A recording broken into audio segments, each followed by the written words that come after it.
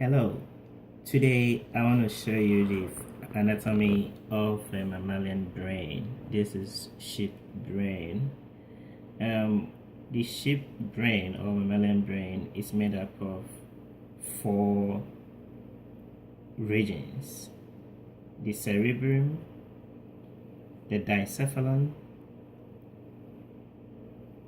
the cerebellum, and the brainstem. First of all, I want to show you the superficial structures, which is the cerebrum and the cerebellum. The cerebrum is the largest portion of the brain, and what you see here is called cerebral cortex, which is the outer part of the cerebrum. It has four main portions.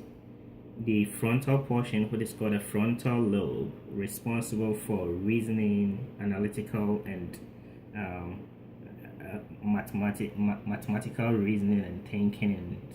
And the parietal lobe, which is more or less the mid portion of the cerebrum, is responsible for receiving and processing somatic sensory information.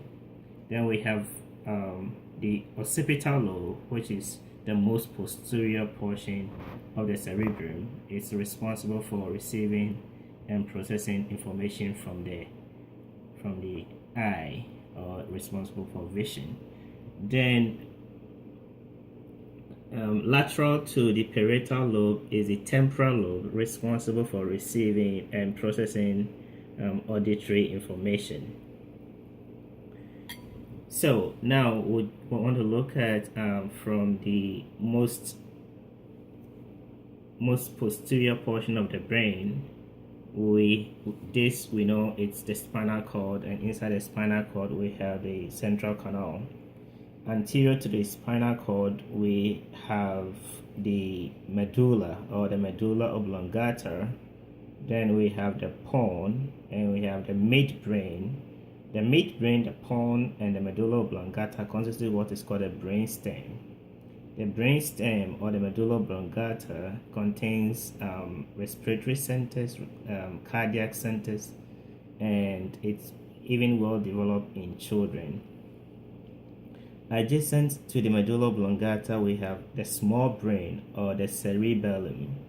The cerebellum is responsible for coordinating muscular activities, or voluntary muscular activities, and it's also responsible for locating, positioning, and voluntary muscular things.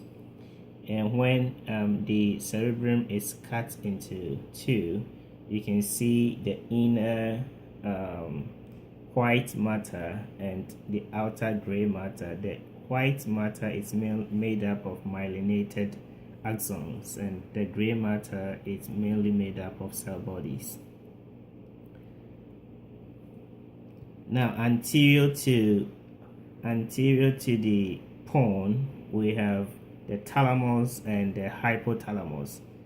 Thalamus and hypothalamus constitute what is called a diencephalon, and we have the pineal body, which secretes melatonin, responsible for regulating the sleep cycle.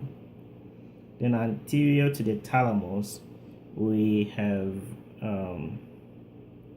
this over here is what we call corpus callosum, which is a band of nerve which connects the two hemispheres of the cerebrum together. Then we have the third ventricles, and we have the sulcus. This is the gyrus. The gyrus is the groove of the cerebral cortex, and the gyrus are connected by the sulcus, which is the groove which connects the two, which connect the gyruses, the gyrus, or the gyri, plural. Sorry.